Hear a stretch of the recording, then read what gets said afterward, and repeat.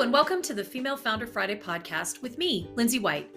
I'm passionate about helping female entrepreneurs be great leaders, build high-performing teams, and create inspiring workplace cultures through innovative talent programs and practices. Because when people feel like they belong at work, they deliver their very best and businesses thrive. The Female Founder Friday podcast is all about connecting with the most incredible female entrepreneurs to talk about their journey to creating their own business, the mistakes they've made along the way, and how they view their own leadership. And I'm challenging all of my guests this season to take my leadership style quiz. And during each episode, we'll be digging into their leadership style and how it impacts the way they lead in their life and their business. And if you're interested in learning more about your leadership style and want some of my top tips to help you lead more effectively, you can take the quiz right now. Just check out the show notes or head over to highvoltageleadership.ca and click on the button at the top of the page that says Take the Quiz. Then you can share your results, connect with my guests, and join the conversation on Instagram by following me at High Volt Leadership. My guest on this week's episode is Jenna Holloway, and she is a multi-award-winning hypnotherapist and mindset coach who works with ambitious, soulful entrepreneurs just like you listening to the show. And she uses subconscious reprogramming and intuitive mentorship to really help coaches and service providers go from overworked and doubting themselves to absolutely unshakable and trusting in what they are doing. I am so excited for this conversation with Jenna today. Well, welcome, Jenna, to the Female Founder Friday podcast. I'm really pleased to have you with me today. Thanks for joining. Thank you so much for having me. I'm really excited for this conversation. Me too. So am I. We've already been chatting just a little bit and having so much fun talking about how Jenna's over in England, as you can probably tell from her lovely accent. And my family background is from an area very close to where she is. So we've already developed a really cool rapport and had a couple giggles about it. So I think that's pretty neat when you can meet someone from halfway around the world and already have such a beautiful connection. So yeah. I love it. I love it. I'm excited to hear about your story, your journey to becoming a female founder. Maybe tell us a little bit about that. Yep, sure. So I left uni. I studied languages at uni and went straight into teaching and thought I was going to be a teacher forever. You know, it was a real heart and soul kind of job, really committed, loved it. And then my husband and I started trying for children, maybe like 6 years into teaching. And that took a while. And it was a bit of this has got deep very quickly, hasn't it? Yeah. Sorry. And we had a really tough time trying to conceive, had multiple like rounds of fertility treatment. And yeah, it just kind of took a toll on my mental health. And long story short, we were blessed with miracle twin daughters. And I just remember I stepped foot back into the school building on the day after my maternity leave. And I just knew in my heart that there was something else for me. I just wasn't like teaching. I don't know if you know a teacher or anything, but it's just so all consuming. Yeah. And I wasn't willing to sacrifice the quality of my teaching, but at the same time, I didn't want to put in anything more than bare minimum. Like I'd waited so long for my baby girls, and I just didn't want to be there anymore. So I just felt, I didn't know anything about alignment. I use the word alignment multiple times a day now, but I didn't know that concept back then. But I just felt in my heart that it was not right. And I kind of, I just sort of this serendipitously landed upon a modality that through an old colleague just seemed to work out perfectly. I got in contact with her because I knew that she trained in coaching, and she had since I had spoken to her, trained in hypnotherapy. So she actually trained me. She was a trainer by that point. It'd been years since we'd spoken. Trained as a hypnotherapist, launched my own business. And it's been less than 2 years, and it's been a whirlwind. Like, many pivots, not many pivots, actually one big pivot, which we'll probably end up talking about. But I just lead the whole thing with intuition, and it's just evolved so beautifully. And yeah, just my life is just so different. And I can't. Yeah, that's the story in a nutshell, really. I love it. I think. So first of all, thank you for bravely sharing. I mean, that infertility journey is really deeply personal. I know that it can also feel very lonely and isolating, and yet so many women struggle with that, whether they work in corporate or they are entrepreneurs. That is an issue that comes up and up again and again on this particular show, but also in conversation in our networks with our friends, with our colleagues. And I really appreciate you sharing, because I think it's really important that it's something we talk about. It was the hardest thing I've ever been through, and it changed me in so many ways. Like, I would not be doing I might be doing what I'm doing now, but I certainly wouldn't be doing it to the quality or depth that I am now. Like, it's changed me in so many ways for the better. I'm spiritual now. Like, I lead with intuition. Everything about what I do, I just wouldn't be doing it the way that I was, if I hadn't been through that. And I just believe that everything that happens is happening for us to learn and grow through. And so, the hardest thing ever, but I wouldn't change it. Yeah, I love that. I want to ask you about this connection with the intuition and how this developed through the process, because I think we get real disconnected from our intuition, and it's something we really need as female entrepreneurs. So tell us a little bit about that. Yeah, it's a real passion of mine. So where it came from, basically, when I was really struggling with infertility, I just was in a very dark place, and found through books and things, just found out about spirituality and just about all sorts of things, which just changed my perspective on life, and just felt very spiritual. And I didn't really know that I was following my intuition, but I obviously was, because I just knew, I just felt that I wanted to get out of teaching. I just could feel stuff in my heart. I didn't have the language for it back then, but since training and setting up my own business and just being more in touch with my intuition and just learning about it more and more, the more you follow it, the stronger it amplifies. So now, like, I don't need to meditate, for example, to know something that's intuition. Like yesterday, for example, I was driving home from dropping my girls off, and I was driving along in silence, which I massively recommend, by the way, if you want to listen to your intuition more, build in silent periods of silence in your day, whether you're driving or walking, whatever. So I was driving along just in silence, not a very long journey, but I could just hear, the intuition dropped in, turn the radio on. And it was a song that resonates with me at the moment. Like, I go to this dance class, and there's a song that I absolutely love dancing to, and it's Tina Turner, Simply the Best. And that song was just starting on the radio. And it's just so, I just love it. I love having my intuition there to rely on, and just feeling so supported, I mean, you and I will use the word intuition. Some people talk about trusting your gut. Same thing. Some people call it spirit, the universe, whatever, label it whatever way I think is relevant and meaningful for you as an individual. But we all have an inside voice, an internal conversation, internal knowing. And I love the point that you make about build in the silence. That's a lovely way to put it, because it's in those moments of pause and reflection and quiet. We live in a society where there's just constant levels. It's like a barrage of noise and activity. Yeah. But it's we're taught. Yeah. Sorry.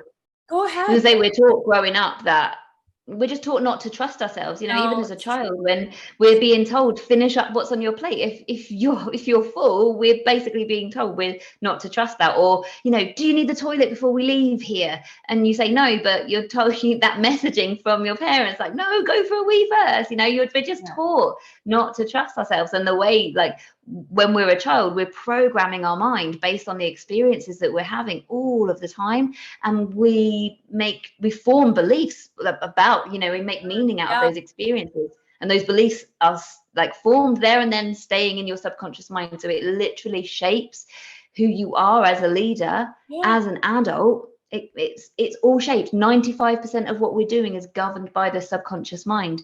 And if we are taught growing up not to trust ourselves in multiple ways, it becomes so hard. There's so much to unlearn and decondition. in terms of limiting beliefs as a female leader, entrepreneur, whatever you want to call it. There's so much inner work there to do in order to really get the best out of yourself and not hold yourself back. Yeah. I find it so interesting because I work as a coach and a consultant with a lot of female entrepreneurs and small business owners, and many of them come from a corporate background, which I think takes that conditioning even further. Policies, procedures, the hierarchy, follow the mold. And what little intuition we do have, we're really told that is not appropriate. Like that's not reasoned. It's not factual. It's not, that's not discernible. When in all reality, it often is, it can be a great starting point, if nothing else. It's a compass, it's a North Star in terms of maybe finding the right solution or the creative idea or all of those things. And I find with a lot of my clients, once they are outside of the corporate environment, starting to build their own business, that there's a tug of war there. There's a push and a pull. They want to listen to the intuition, but they're a little, as you've said, programmed. Policies, procedures, hierarchies, blah, blah, blah. That gets in the way, doesn't it? Yeah. And also they miss the validation of, a boss 100%. Saying well done or hitting a target. When you start your own business, it's like anything that wasn't really an issue for you before suddenly feels magnified times 100. And you just feel so vulnerable and so exposed. And that is because we have a brain that is designed for survival only. Our brains have not had an update since the caveman days. And so your brain doesn't care about your success or your confidence or your happiness. It doesn't care about your visions or your dreams. It just wants you to play it safe.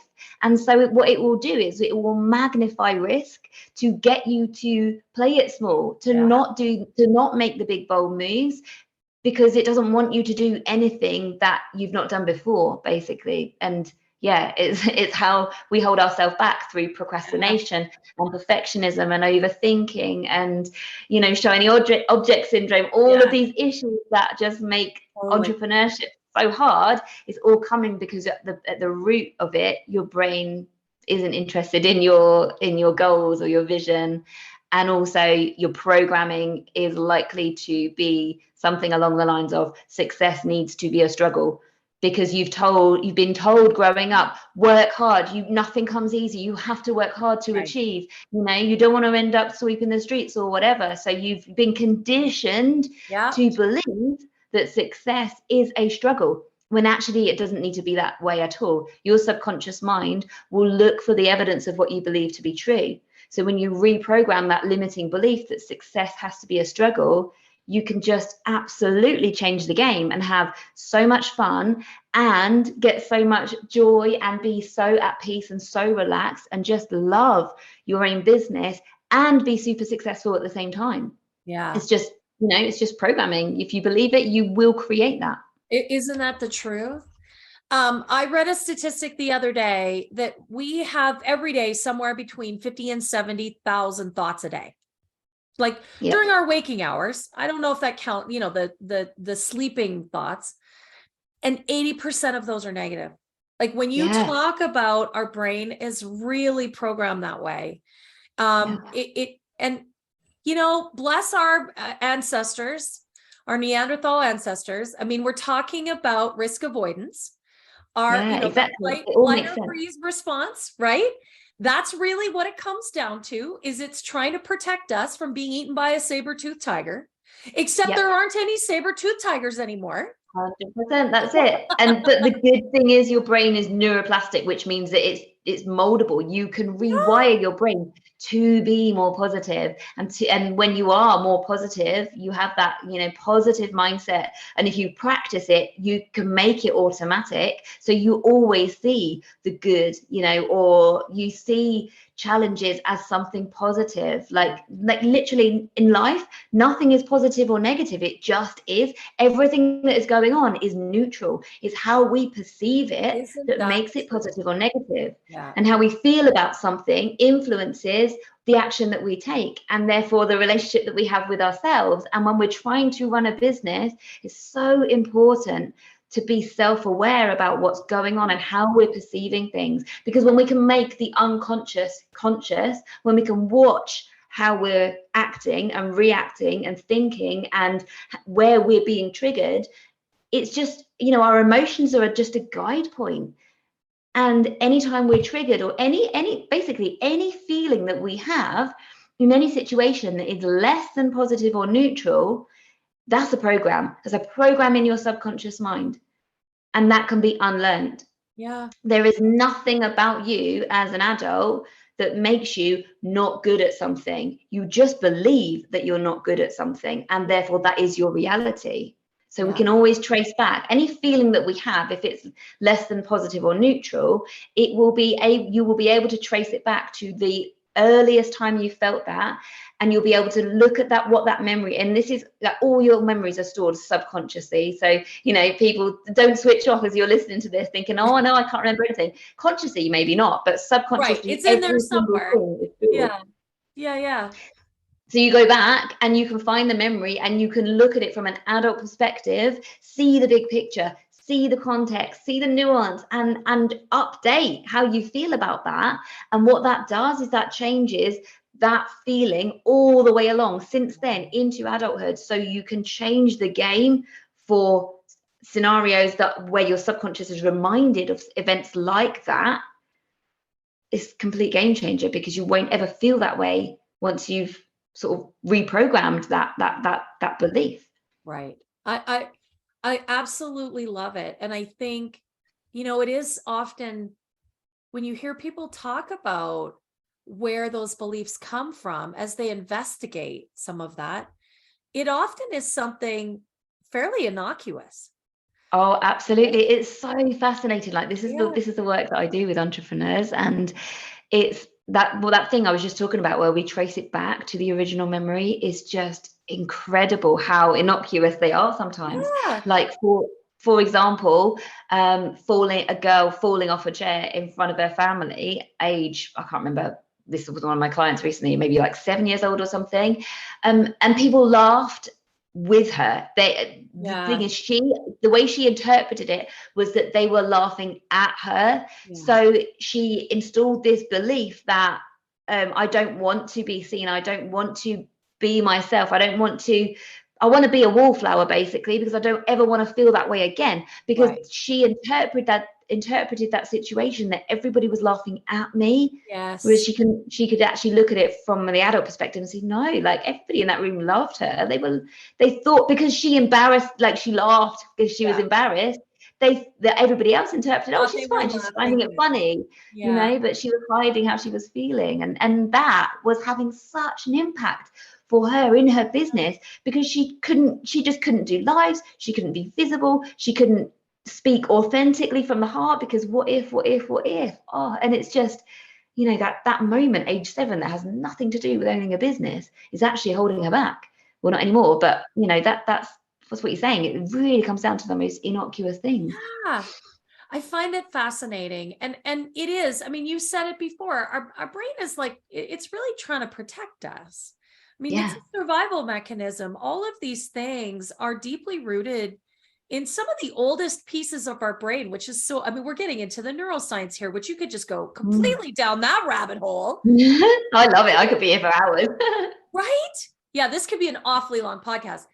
But it is really cool, I think, how our brains are always learning and growing and shifting and changing. And it is possible to retrain your brain to look at some of these things a little bit differently.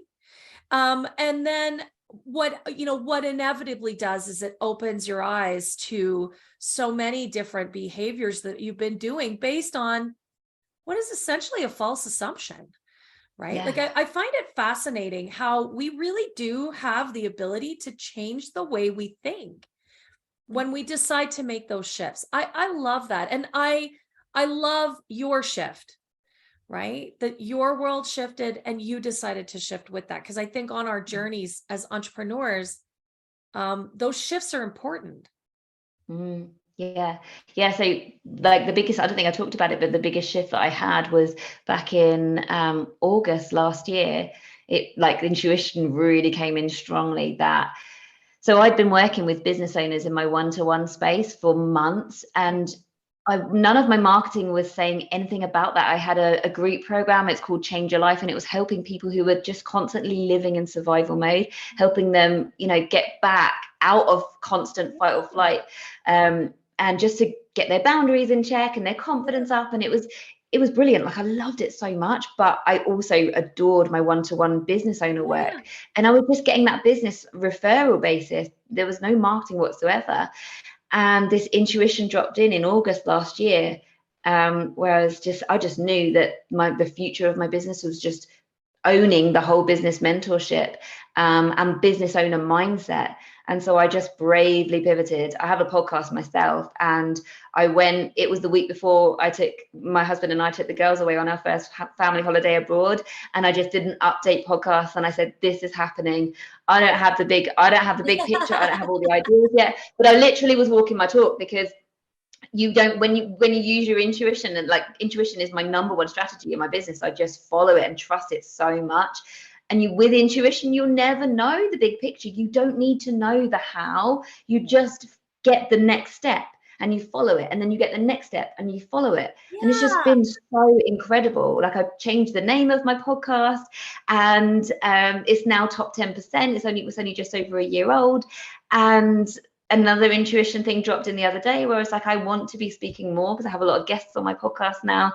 And I was like, I really want to be speaking more. I don't want to like record an episode and have to wait 5 weeks to publish it. So I just decided to do an unedited series, so that whenever I have something to say, I just hit record and publish it that day. No pressure to like do one every week or anything. Just when I have something to say, I hit record and publish it that day. And just like I don't like, if you come and listen to the podcast, you'll see that I don't have any rules in my business whatsoever. I just follow my own intuition and show people the way. Like I teach other business owners how to get this success with ease, because you just gets to be joyful, and it gets to be so free if you choose to let it be easy.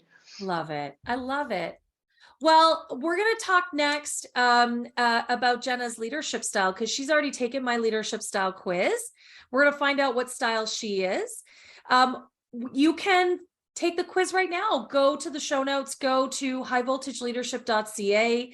There's a button at the top of the page. It says take the quiz. Just takes a few moments, and it's going to give you an idea of what your style is. And I'm also going to send you some of my top leadership tips to help you be more an impactful leader right away. So Jenna, tell us, what's your leadership style? How does that show up for you in your business, but also in your life? I was coach, and that makes sense because I do coach.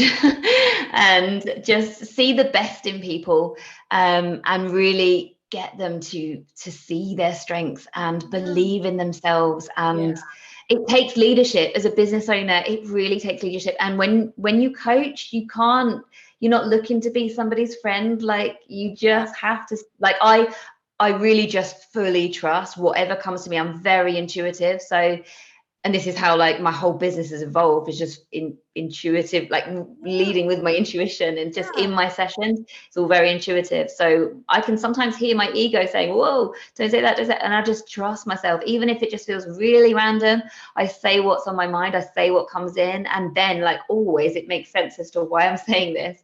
And so it's getting the best out of the person in front of me, and getting them to see the best for themselves. And this definitely comes from my teaching days. I didn't, there were kids in my class that other teachers would give up on. And I was like, no, I'm just seeing the best in every single kid. And my exam results were really, really good. So I just didn't give up on anyone. No, I love that. But I think intuition, there's lots of skills and tools and techniques that, being a great leader, you have to be able to pull on some of these things. But again, I think being able to call on our intuition as a leader, I would add to that empathy. And it seems to me, even in the short time we've been talking, that you're a terribly empathetic person. And I think that is an important leadership superpower. When you talk about meeting your clients where they are. Well, of course, that's what we have to do as coaches. You talk about the kids in your classroom and just never giving up. And when we have great intuition and great empathy, we create incredible connections. And isn't that what leadership really is all about? Yeah, absolutely. The work that I do is really pretty deep, and you have to have a lot of empathy. You have to have a really strong rapport. So yeah, absolutely. And self-trust as well, definitely, I think. 100%. Oh, I love all these things that you're pulling out, Jenna. They're so meaningful. I mean, the coaching work that you and I do is a little bit different, but there's so much connection in it, and we totally embrace the same kind of person. So I love it. It's totally resonating with me. Maybe tell us, I love asking this question. Where have you made mistakes or messed it? Like where have there been moments? I think they call it a cock up in England, don't they? Where have you had those, and what have you learned? All the time, honestly, Lindsay. Right? And I talk about this. Like, if you go and listen to my podcast, I don't filter myself whatsoever. What you see is what you get, and it's just so good to just be okay with being who you truly are and accepting that. And so for me, like, I'm really, really open and honest about showing when I'm not perfect, and I am never perfect at all. Like true story. I went to my exercise class tonight and I got in the bath, and then it was 10 minutes before this, and I was like, shit, got podcast recording. And I jumped out the bath, and here I was on time. But I was saying earlier about always feeling supported and being so connected with my intuition and just energy in general. I'm number one, I get saved so many times because just the intuition will save me. And so I don't need to overthink or overplan. It just happens all the time that I just get saved right at the last minute, or I don't and I mess up. But I believe that we are so supported, and that everything is happening for us, and everything is divinely timed, even our perceived mistakes. Because the amount of times, for example, I know last year, actually, it must have been before I decided to pivot.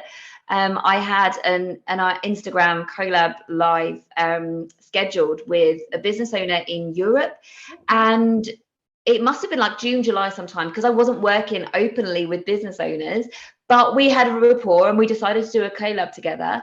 And I got the time zone wrong. I'm used to working with US and Canadian clients, so like I went an hour the wrong way.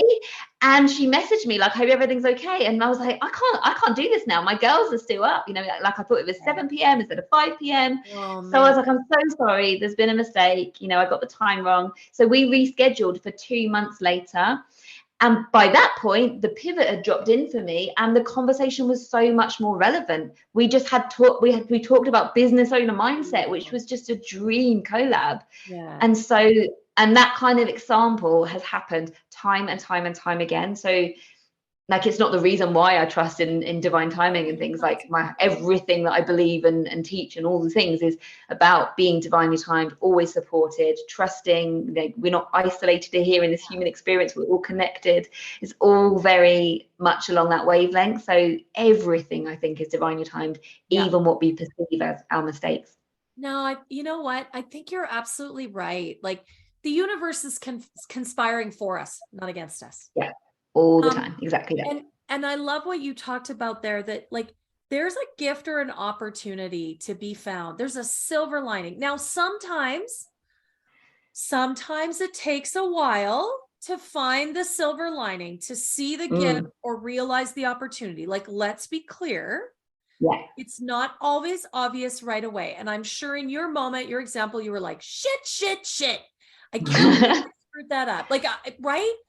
And we do. Do that. We have the tendency to be a little hard on ourselves.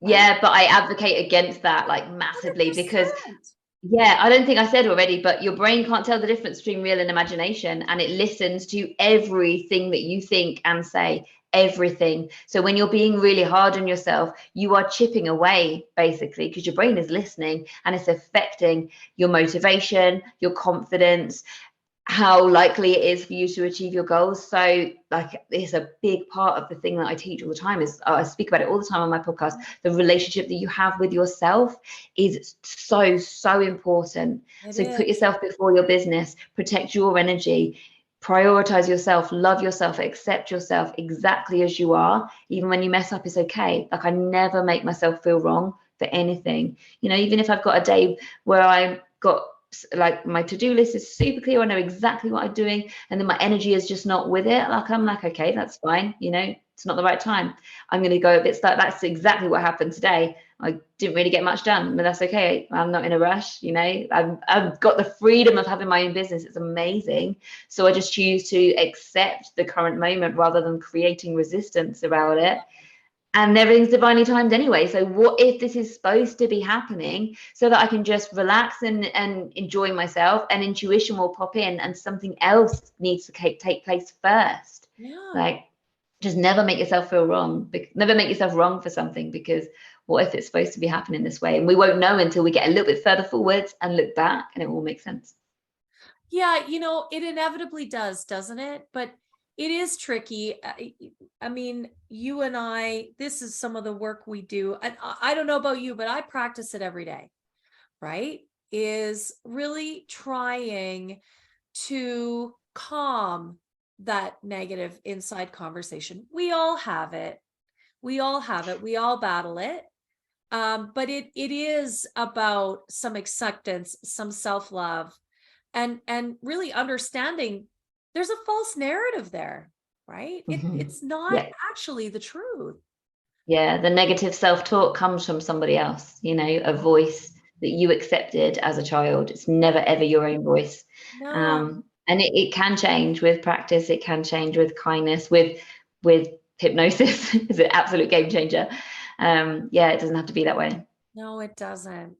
I love that. I love that as a message to take away from this conversation, that it doesn't have to be like that.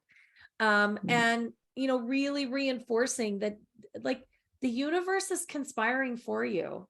Sometimes you just don't see that in the moment. It does take a little perspective, right? Yeah. So I love that. Jenna, thank you so much for such an intriguing conversation today. This has just been wonderful having you here. Yeah, it's been a great conversation. I've loved it. Thank you so much for having me on. It's an absolute pleasure.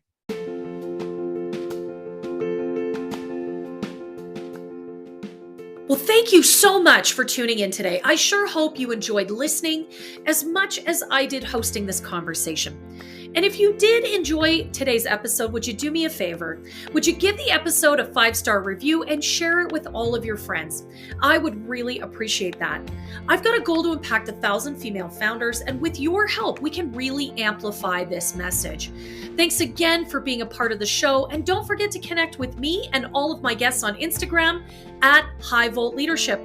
We'll see you next Friday.